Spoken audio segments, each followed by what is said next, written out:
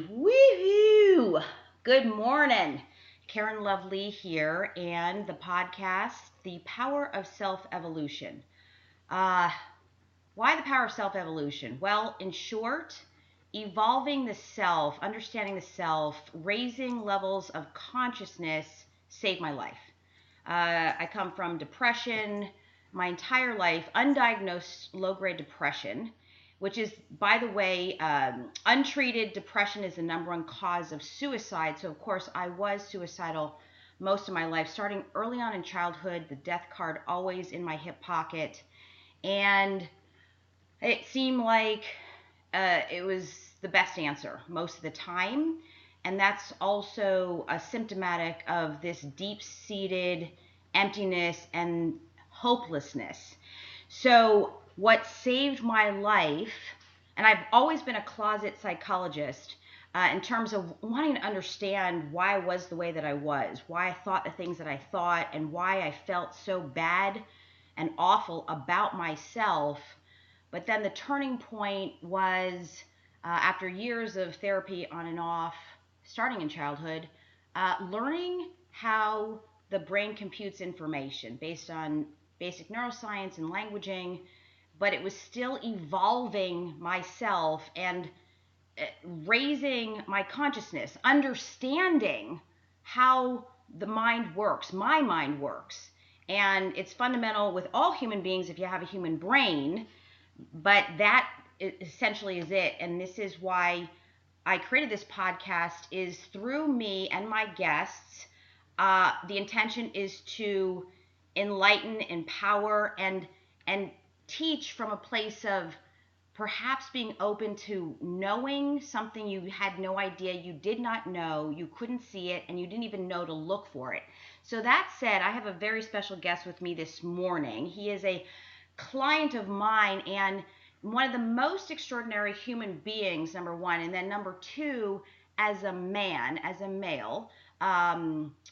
He exemplifies this ability to really evolve the self, and we're here this morning to share our message and from his point of view, the benefits of self-evolution and why it is so powerful. So that said, good morning, Bob Cooney. Thank you so much for being with me this morning.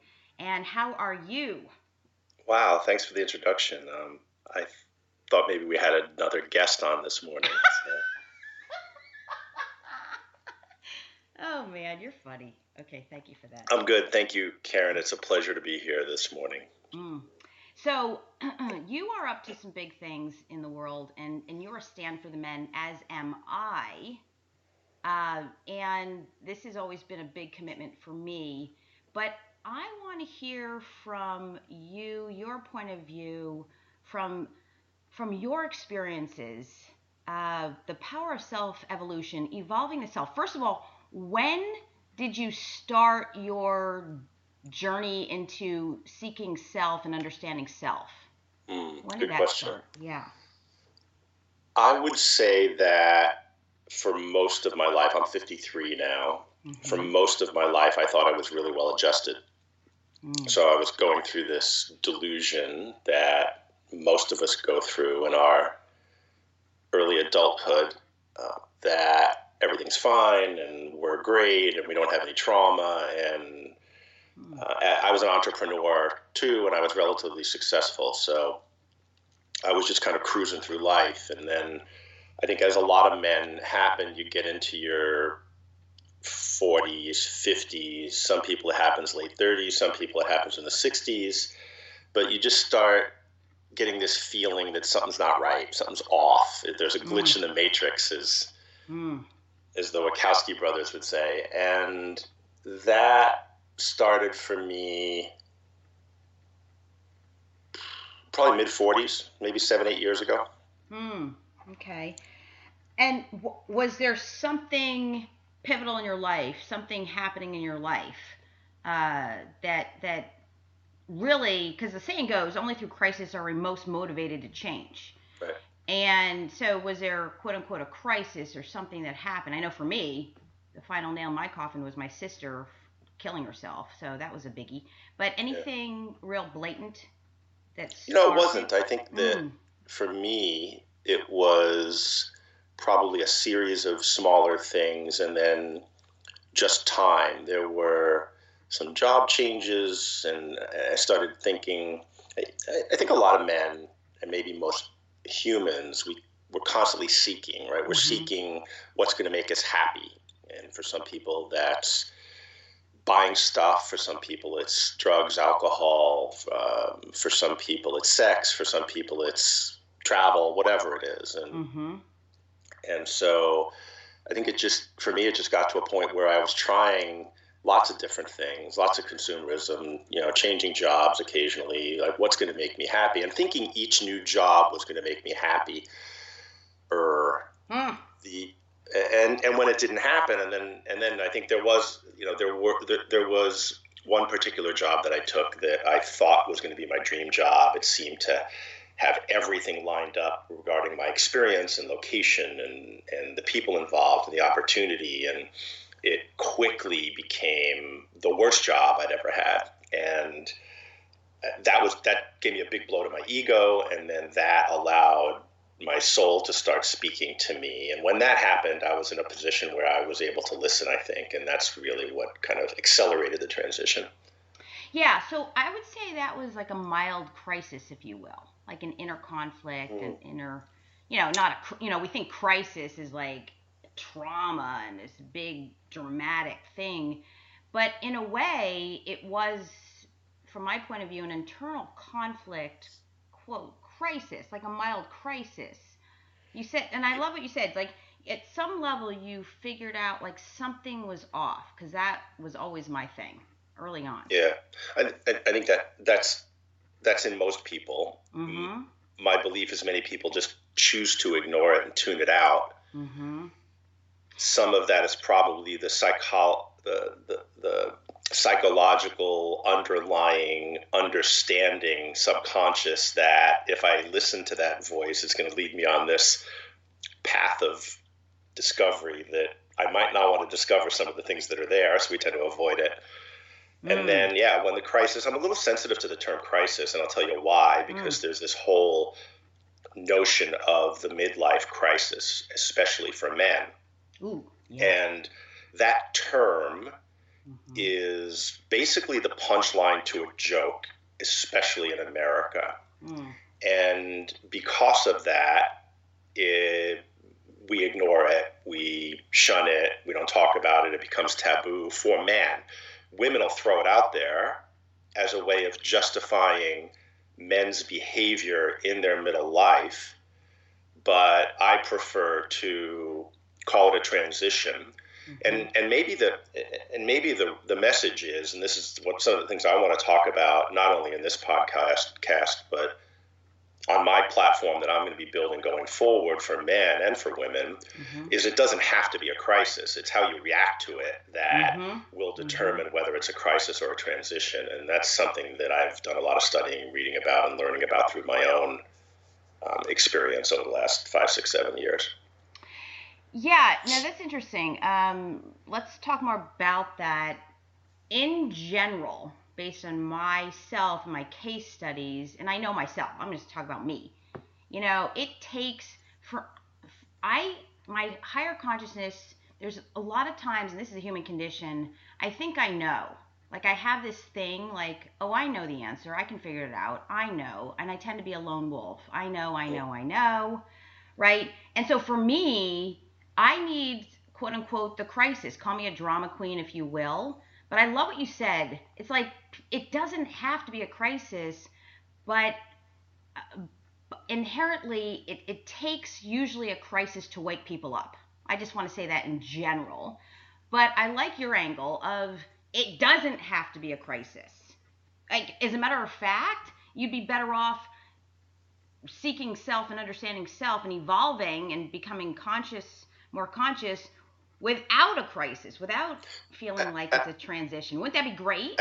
Absolutely, Karen. Yeah. And my message to men is, and it applies to women as well, but I'll focus on men because I think this is a big problem for men in America, is don't wait for the crisis. Like when I look back at my journey, there were plenty of opportunities for me to feel or listen to that glitch, that thing that's saying, and it manifests. I've talked to a lot of, excuse me, I've talked to a lot of men about this over the last couple of years, and it manifests itself in different ways for different men based on their childhood, their upbringing, their marriage, their career, their lives.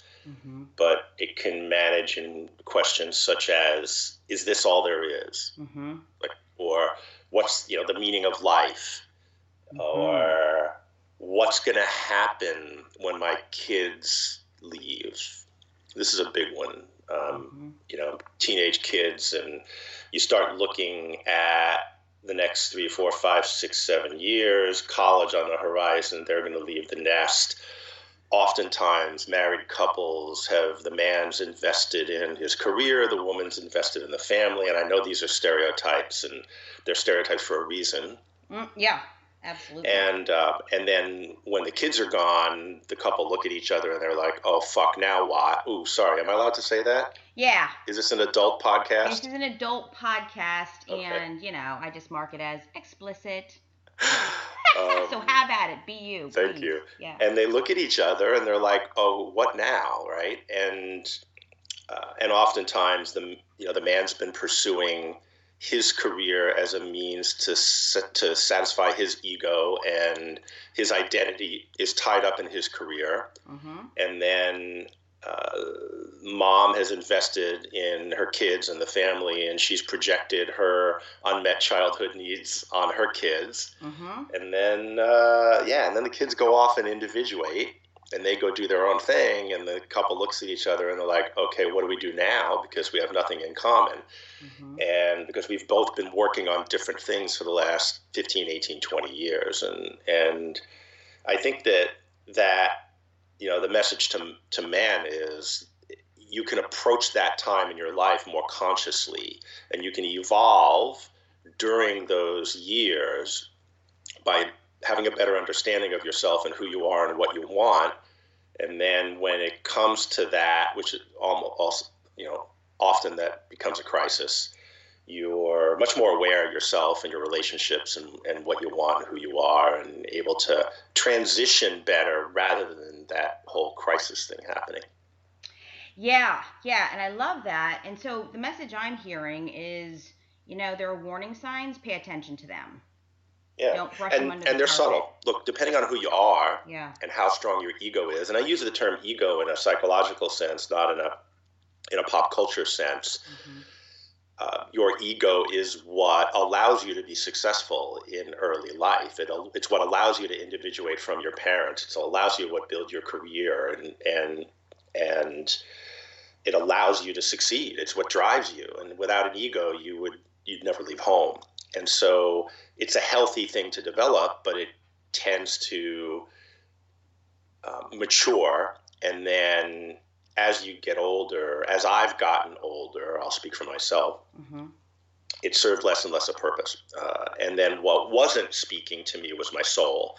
And Carl Jung, the great psychiatrist, psychologist from the mid-40s, he spoke a lot about Eastern philosophy with Western psychology and psychiatry. And he talks about the soul as a thing. And, that's another thing in this country. I think the word soul has this foo-foo, new age connotation to it. And so oftentimes when I talk about listening to your soul, it resonates with men, but they're afraid to talk about it because it's soft, and men are hard, right? Yeah. We're supposed to be hard and tough and strong and don't show emotion and don't show feelings.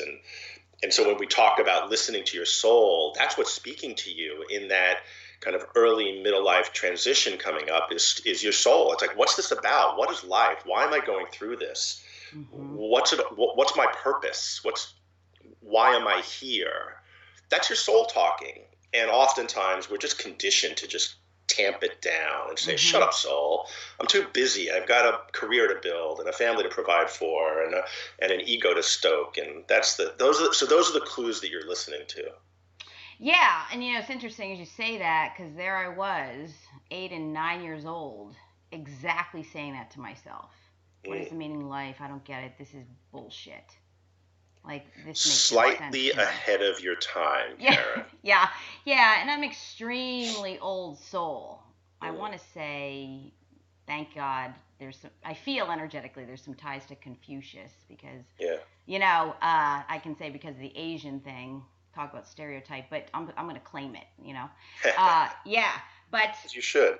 I wonder how much of that is, depending on, no matter what your beliefs are, lots of different people believe different things. So we could have a whole podcast about beliefs, but how much of that is potentially you in your past life having gotten really close to that, and this go round is about solving that problem, and so you came into this life like almost there, like what is it about? And so those things started resonating with you at a much younger age than most of us, where it doesn't happen until we're, in our 40s or 50s. Yeah, I'm going to say, I never really believed in past lives. It'll diverge just a little bit. Never did I believe in past lives, but then as I got older and through the experiences, and then I found I knew things that there was no way I could know. And then I'm like, wait a second. And I thought back, wait, was I the only depressed 8-year-old questioning the meaning of life and telling my parents they need to get a divorce? Yeah, pretty much, and then I thought, okay, I'm sorry. Because I work with children, and teach them, and they have their own soul. It's interesting, but not to the depth.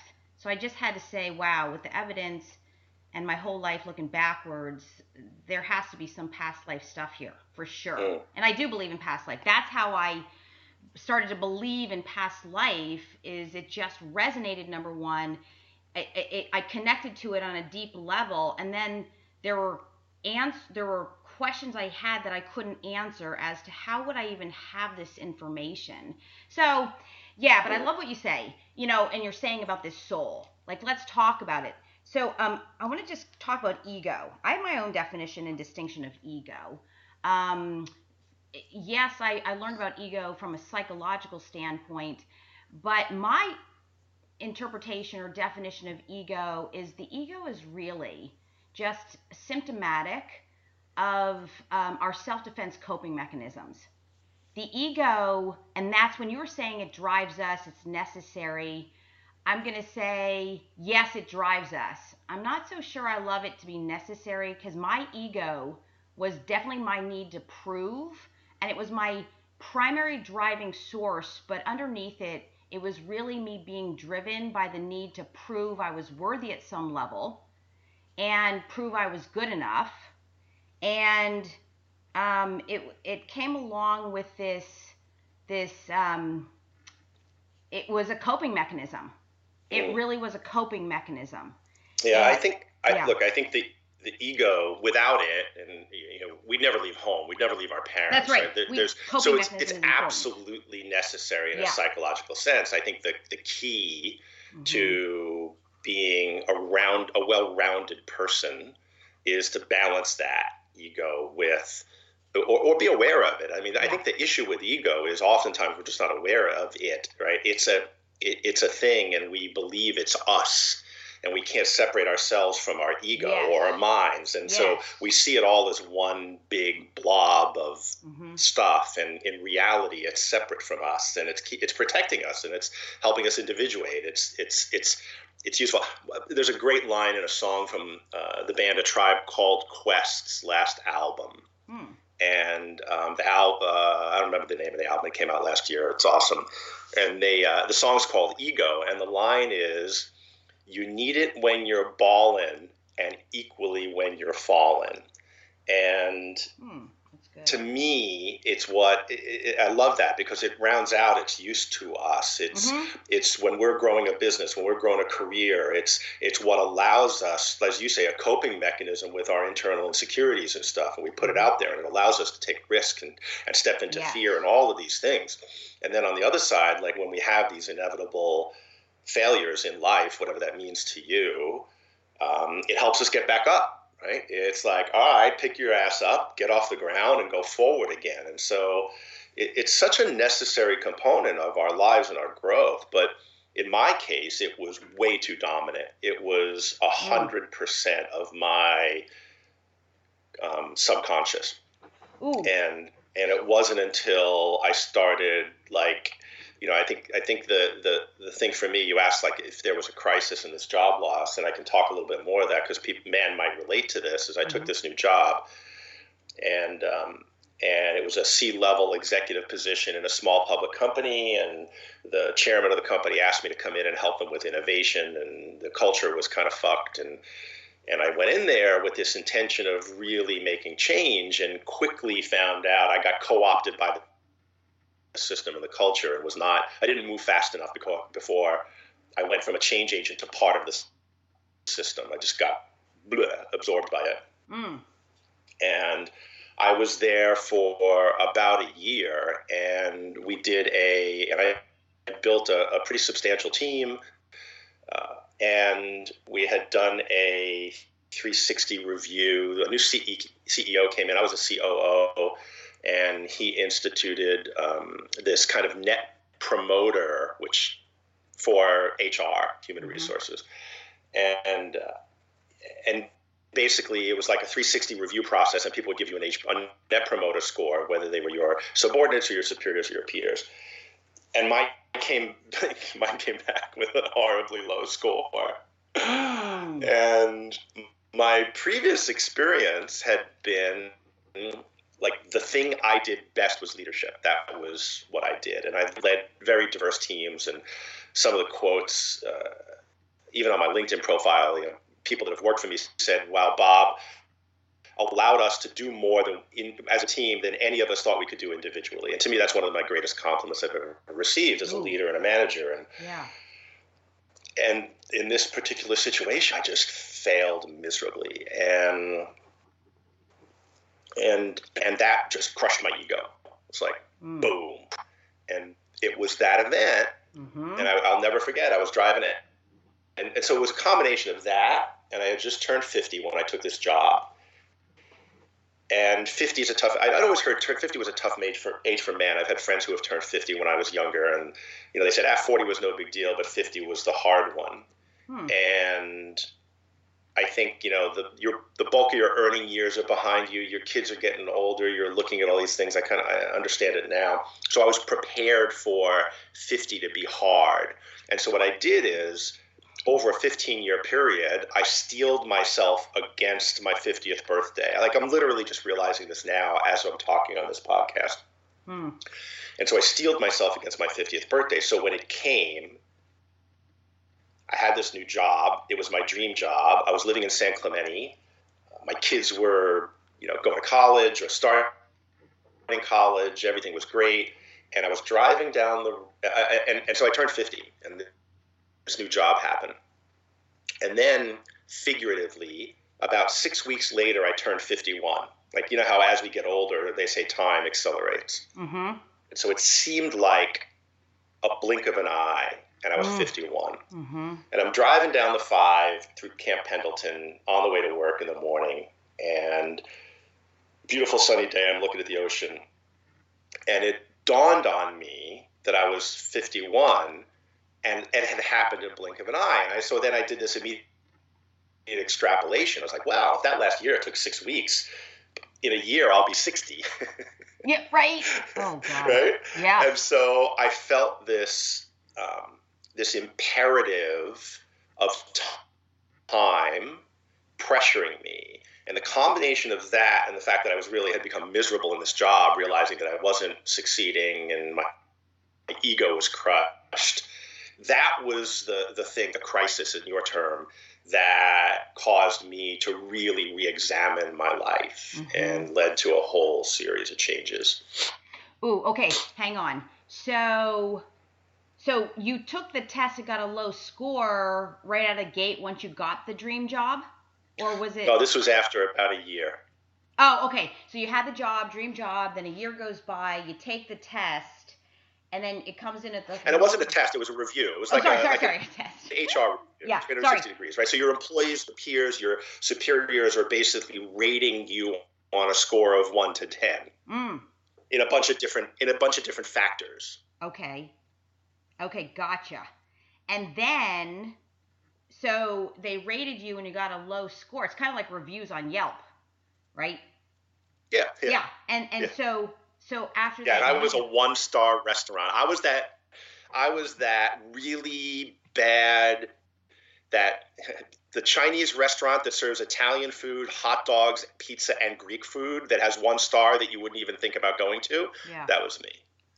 Wow. First, I want to commend you for even having the courage to admit that, because that's where people don't even want to talk about it, right? They won't even. And it wasn't. Look, in hindsight, you're right. And in hindsight, it was just a combination of I didn't fit the culture. It was a really, really. It was the wrong culture for me. And I went in thinking I could change the culture, which was my ego, right? I knew this is the interesting thing. So I go in, my friend Jeff had invited me to come in. He was the chairman, he was the primary shareholder, and he had invited me to come in and help him turn this company around. And so I interviewed every executive I interviewed. It was about like 100 or 150 employees. I probably interviewed 15, 20 employees. Every single one of them told me it was the worst place they'd ever worked. Wow. And they talked about the culture. And they talked about lack of innovation. And so my ego basically said, oh, Bob, you can do this. You're the one person in the world that can come in and fix this place. And so that was my ego speaking. Yeah, right? Yeah. And so when it didn't happen, my ego was like, oh. And in hindsight, it was the best thing that could happen to me, because that ego being crushed was what allowed my soul to start speaking to me and saying, hey, dude, what the fuck are you doing? Like, what is this? You're working 70 hours a week in a job making games. It's like, you're not helping humanity. You're not helping yourself. Like, what are you doing? And it was that, and it was because my ego was crushed that allowed that conversation to happen, that internal conversation. Yeah, and that's right. That's the metaphoric crisis, if you will. But whatever word we want to use, it's a word, to describe it. It is what it is. Yeah. Okay, so I want to go back to go back now, Bob. And it was your ego, but I call it like your beingness, your attitude. Can you pinpoint overall who you were being then? Underneath the ego, were you righteous? Were you cocky? Were you pulling the quote unquote Steve Jobs attitude? Like, the reason for the low score from their interpretation, from everyone who participated, is there like a few words you could say, like, oh, you were arrogant? Do you know? Or can you? Yeah. I know. Oh, I know exactly what it was. Oh, please. What was it? It had less. First, it had less to do with me than it did the culture of the business. So the company had been around for 20 years. It had not grown in 10 years. It was a place where the status quo was, as you would say, the family familiar way of being. And so I came in as a change agent. I was promoted to the company as a change agent, and the last thing anybody wanted there was change. And so anytime the organism rejected me like a bad organ in a transplant. And because I was coming in forcing people to look at themselves, their performance, look at the organization, how could we do things differently, how can we get people out of their comfort zone. So innovation, and we have a whole podcast on innovation, but innovation in an organization requires a combination of trust and authenticity and vulnerability, because you have to be willing to take risks. Right. In order to take a risk, you have to trust that if you fail, if the risk doesn't work out, that you're protected, that you're safe. And so having a culture where if you did something wrong, people would come out and attack you to hold you down, to make themselves feel better. It's just a toxic environment. And so as a career-long change agent, that's what I do. I was just rejected. So it had less to do with me as it did with the culture of the business. And I was warned, I was warned about that. I knew it going in, but still thought I could change it. And so that was my failing, was taking the job in the first place because I wanted to be the guy that fixed this after a long line of people had come in with C's in their titles over a 10, 15-year period and hadn't been able to. And that, I should have seen the writing on the wall, but my ego's like, nah, Bob, you're the best. You can do this. Mm-hmm. Yeah. well, with great intention, right? But this is where, now stay with me here, this need to fix it, like, Bob, you can do this. Yeah, that's true. However, what I feel got in the way was your need, the unconscious need to prove yourself to yourself and others, right? Which lies beneath the ego. The ego is a mask. That's what got me to take the job, right? So that was absolutely. You were talking about the reviews. The reviews were all about individual employees' lack of comfort and trust to make change within an organization that didn't support change. But for me, my failing was exactly right. I was trying to prove to my grandmother, my father, my stepfather, whoever, that I was this amazing business person that was going to change this struggling business that has struggled forever. Yeah, that was purely my ego. Yeah, and that's where I want to talk about self-responsibility. Yes, it was one of the most challenging atmospheres, right? Is to go in and change people who in a business that don't want to change. They're stuck in their ways, right? Like that is brutal conditions, but it does speak into, this is what sabotages us unconsciously, is you actually went to a company you thought you could fix, but the chances of that were very slim. Mm-hmm. And then it created this form of, in retrospect, self-sabotage, right? So that's where, this is what is most important, is how we set ourselves up ultimately from an unconscious level for failure. Can you see this? Oh, absolutely. Yeah. And that's what we want to look for, right? And I've done it time and time again my whole life. Like, I love this midlife crisis. You're like, oh, midlife crisis. Bob, you're talking to someone who had entire life crisis. There was no mid. It was from inception, right, up till just 2008, my suicide. Yeah, but I think for the audience listening, most people won't relate to that. No, I know. Exactly right. So I love this. You're preaching to the choir, so I just want to speak into that. I believe it comes to midlife crisis because of the, the 19 and under crises that occurred, or the disempowering experiences where we had perceptions of not believing in ourselves. And then through our experiences absolutely. of life. So, yeah, absolutely, Karen. I think that whole, and look, for me, so there's a process that I went through. I'll speak for myself, but I think it'll resonate with a lot of men out there. It's, for me, it was, I was fine. Mm-hmm. Boom, I'm not fine. Why am I not fine? Mm-hmm. What's going on? Let me dig around. So let's talk about, and we're at 42 minutes, or I guess 35 minutes. I want to be mindful of time. Okay. Because once that happened, then what, right? So I had this crisis, this job thing. I turned 50, then 51, and I'm like, I'm running out of time. Mm-hmm. And so now what do I do? And so I'm driving down this highway, and I'm realizing, I was like, all right, this isn't working for me. And it was in that moment when I decided that I needed to make change. And that change came really quickly once I decided that it wasn't working for me. So I went into the office. Over the next weeks, I negotiated an exit for the company.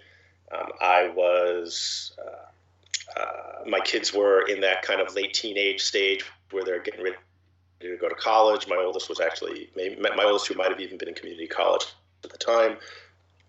And I decided to just take some time. I had this old VW bus that I had always planned on reconditioning, but never did because I used it too much. It was a camper. So I decided that I told my family, I said, hey, I'm going to take a trip. I don't know how long I'm going to be gone. So I got in the old VW bus and I started driving north from San Diego and got to Canada and over a summer and went to this little island called Tofino and found this hippie colony and stayed there for a week doing mushrooms and surfing and drinking beer and I know it was a solo trip for the most part. I stopped in and saw some friends, but I was there. I was on my own, and that solitude allowed my soul to speak a little bit louder and a little bit louder as the weeks went on during this trip. And that was where I started realizing that, like, for example, the first big realization for me, and I was walking on a beach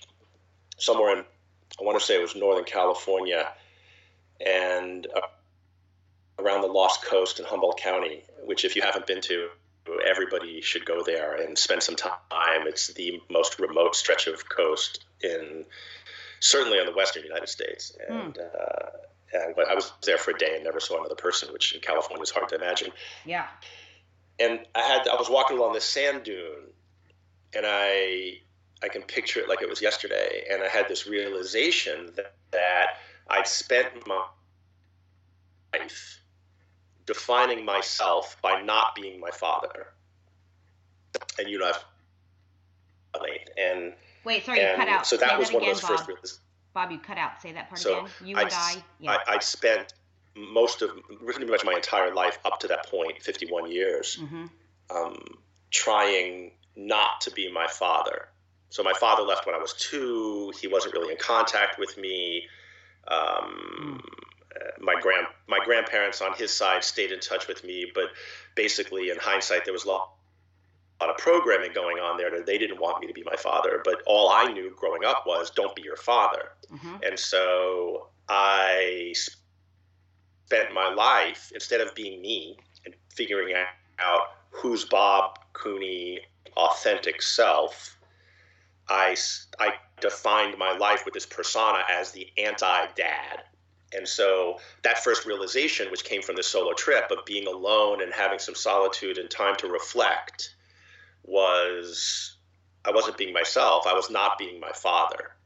And so that came from childhood trauma, right? And then over the ensuing years, we've done the work. You've helped me, and it's come down to, because through reconnecting with my stepmother, it's come down to my grandmother and my mother kept me from my father as I was growing up because they didn't want me to be him, because my grandmother was disappointed in him and my mother thought he was a deadbeat. So, because he wasn't paying child support. So yeah, don't be him. And I grew up with that programming, not knowing it was implanted in me like a virus, as you would say, thinking it was my own belief. And this is the thing that I talk to people about, is our belief systems that drive our behavior are all mostly created by others, by parents, by family, by society, by school, by religion, by culture, by government, etc. And so by the time we get old enough to be our own people, we're not actually our own people. We're just a program that's running that was created by other people. And so this whole notion of that internal trauma, the childhood trauma that drives us in our behavior until some crisis happens that allows us to start listening to our soul, and then our soul speaks up and say, hey Bob, it's me. I've been talking to you quietly for 50 fucking years. You haven't been able to hear me. Can you hear me now? When that happens, go take a road trip, get quiet, go to the beach, have some solitude, tune in and listen, because that's when the transition happens. And then you can start programming that went on that isn't you. You're not who you think you are. You're this other person who's beautiful and powerful and is full of love and wants to come out, and your ego's kept that person down because exposing that person to society, to the world, is scary and it's vulnerable, and people might say, oh, the real you. We don't like the real you. We want that fucking ego-driven, has been, running businesses for 30 or 40 years and is quote unquote successful. So that whole thing is what we have to uncover to turn the midlife crisis into a mic drop. Yeah. Okay, say that again, because I don't know what's wrong with the connection. Say that last part again, because it sounded like you said a real good point, but I want to make sure we don't miss it. That was my Jason Silva moment. I know. And that is like, what is wrong? Through. So go ahead, do it again. Take 2. Oh my! What part did you not hear? Well, I think you said like drop the mic just before right?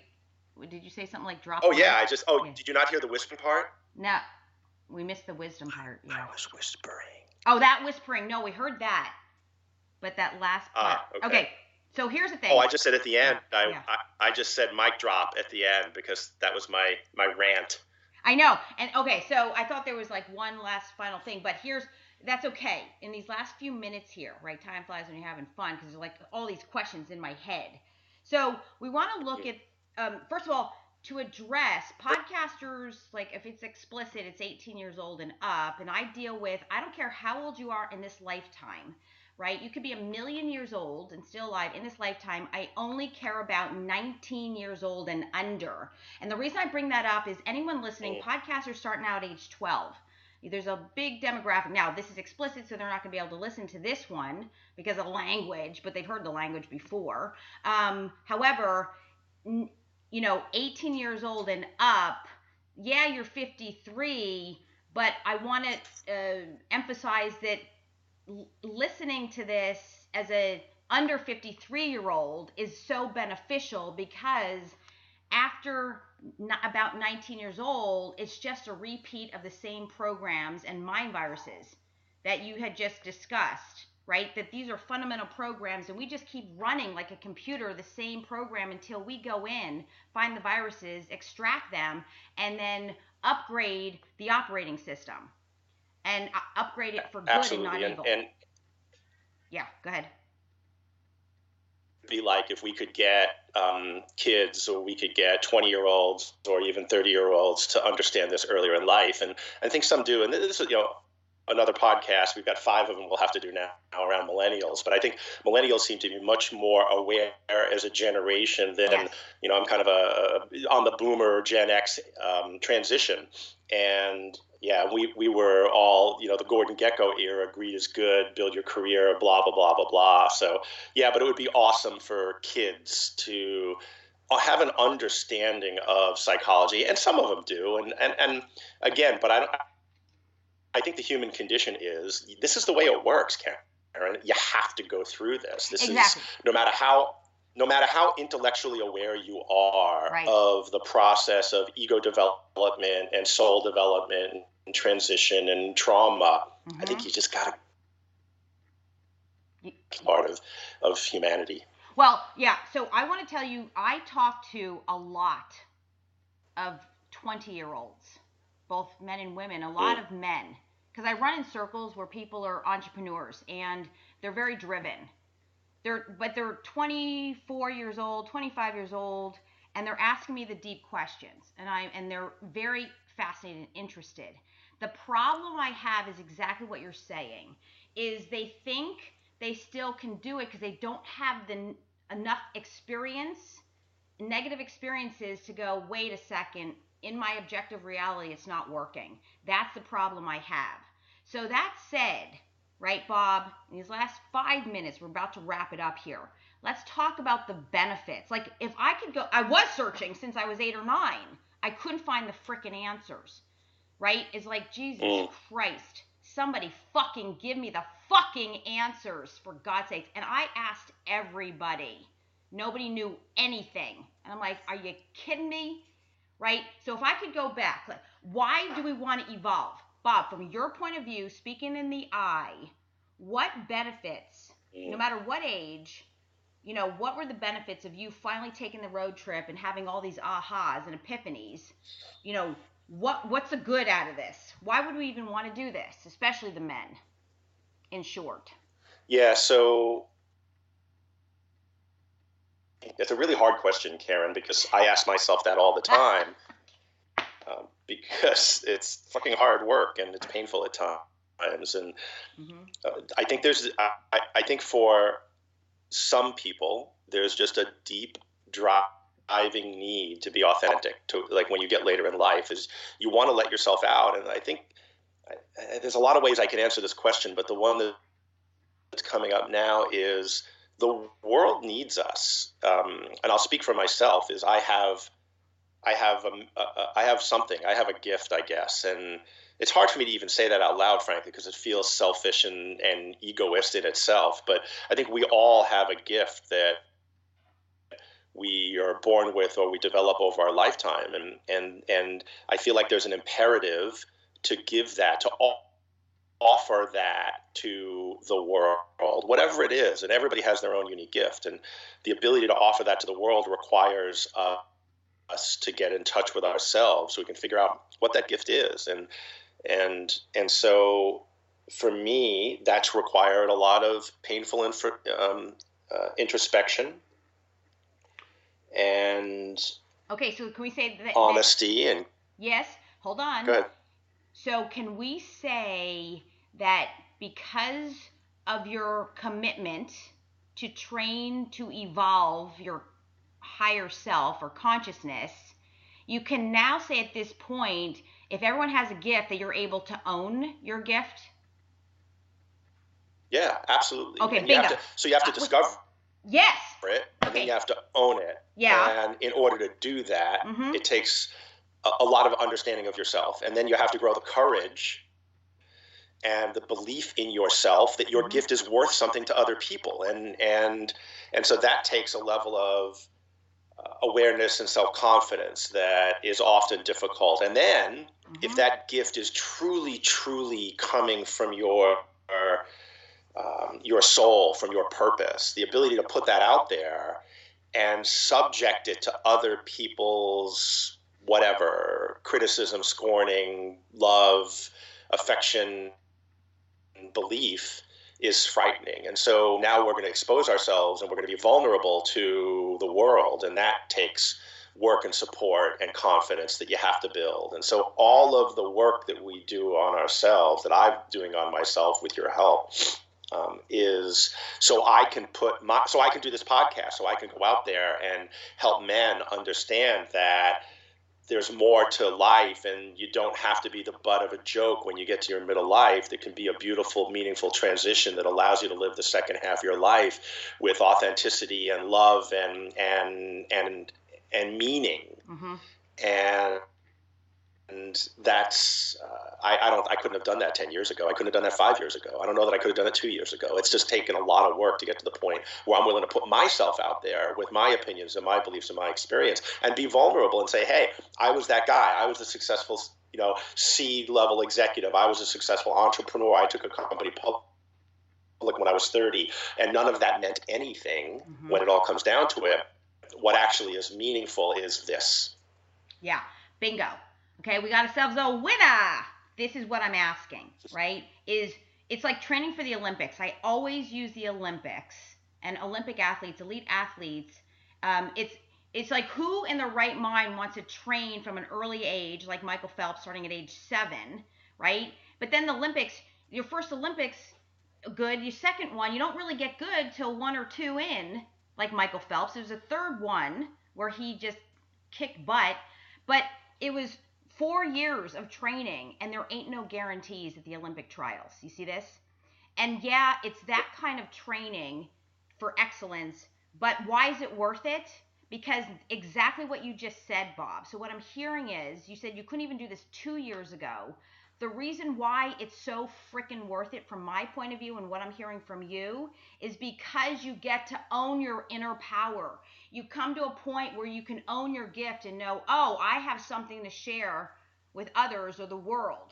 right? That I feel a sense of self-confidence, of self-awareness, right? Of this ability to give back. That is sustainable when it comes from a place of self-worth and self-esteem and inner confidence. Yes? Now, if everyone has a gift, I believe that to be true as well. I believe we are all born geniuses, and then after that, it just goes rogue. That's what I believe. Mm-hmm. Starting about the age 2, when the conscious mind sets in, and then age 6 to about 9, where the critical mind, the analytical mind sets in. The critical mind. And then it's all over by the age of 2. You get a good 2 years in it, but that's a whole nother series of podcasts right there. But what we need to know is I knew I had a gift at age 6. I knew intuitively my father was cheating on my mother. I knew this. So I have an extremely keen intuition. My clients and people call me a gifted healer. Gifted. Okay, I was gifted at 6, Bob, but it was only now, right, within the past, honestly, I've been doing this since my coaching business since I started in 2011, right? But it's really in the last 3 years that I could really seriously own this gift and go, oh my God, and reconnect to that intuition and use my powers for good and not evil, right? And own it. That's why this evolving the self is so fucking worth it, right? To be able to stand here now, know decades ago I had a gift, but it never did anything for me, right? Until now, to where I can own it. Absolutely.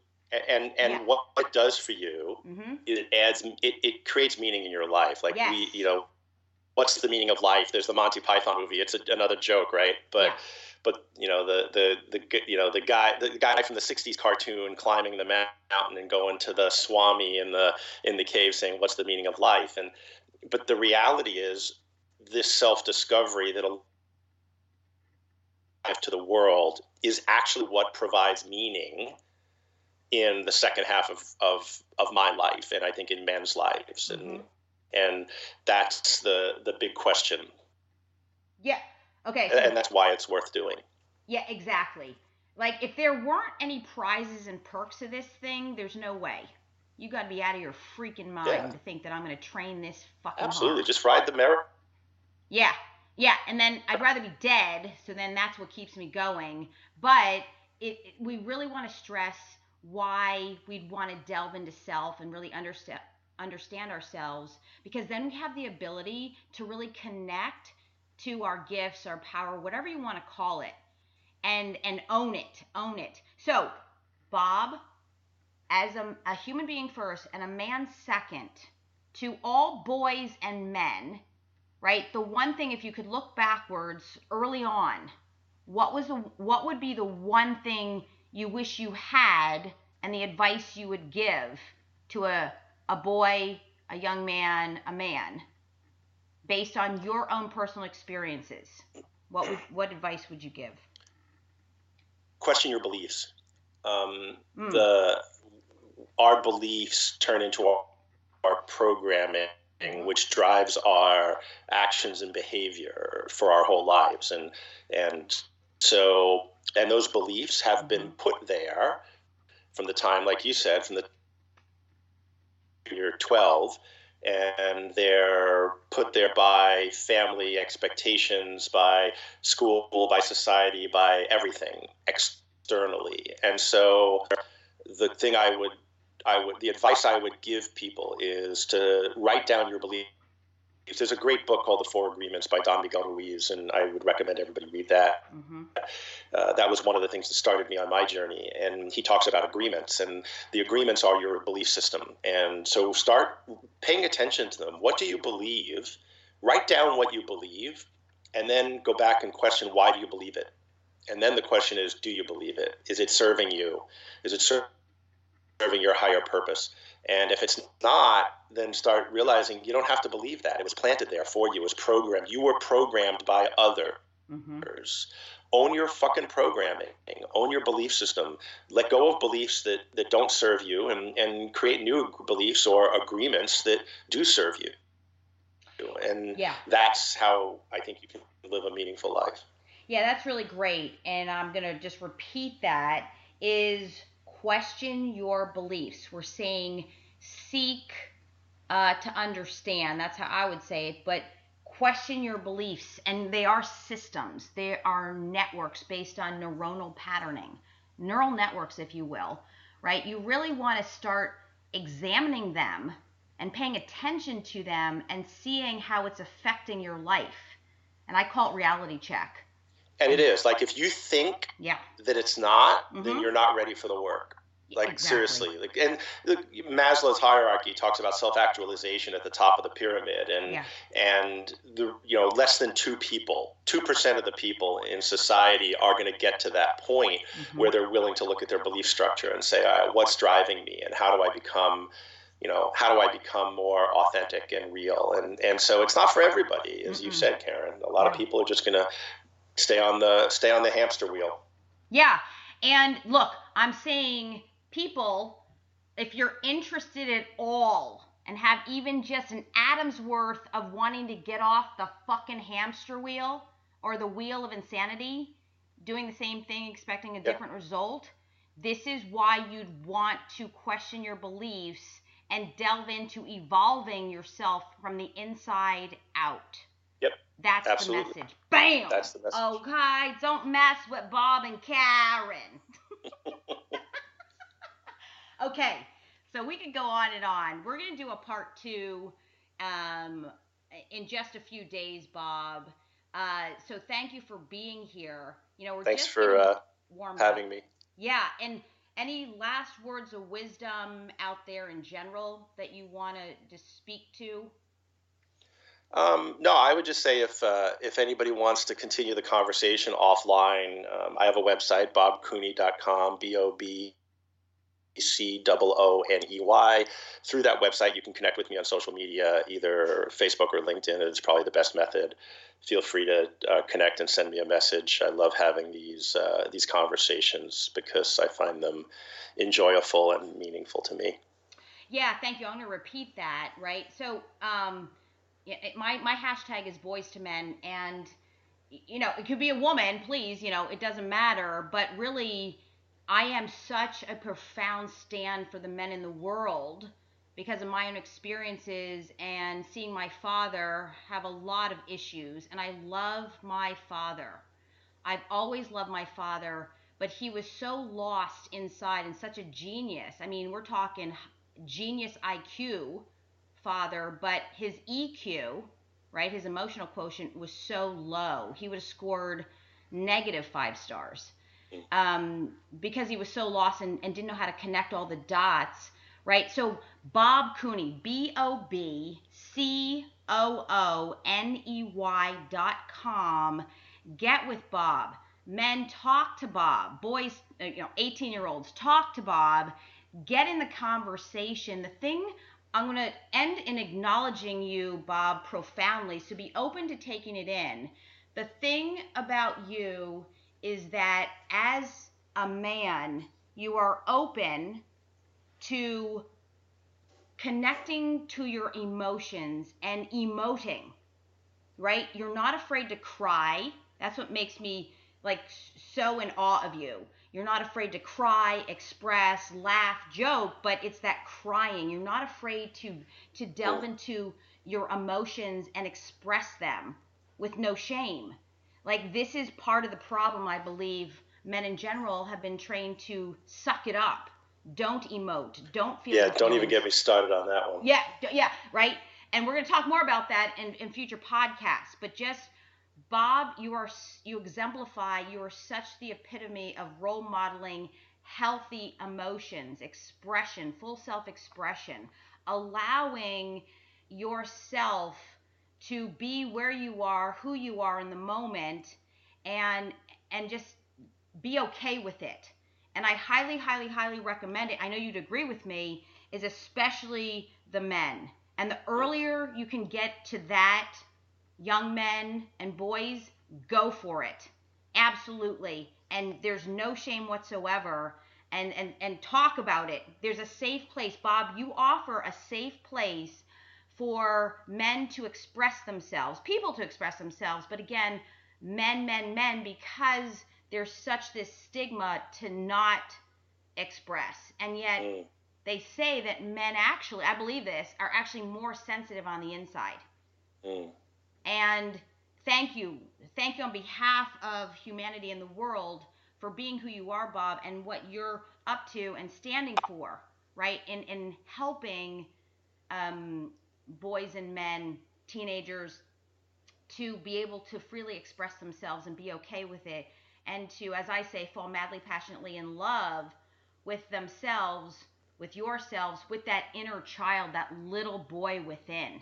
Like, that's a biggie. Okay? So thank you for being beyond astronomically extraordinary. And that said, Bob, we'll be talking to you again in just a few days, part 2. We're going to continue the conversation. And until then, people, question your beliefs, evolve the self into greatness if you care to own your genius and brilliance. Like, this is the direct access, the direct route. I highly recommend it. And that said, ta-ta for now. Woo! Thanks, Karen. Talk to you soon. Yeah, thank you.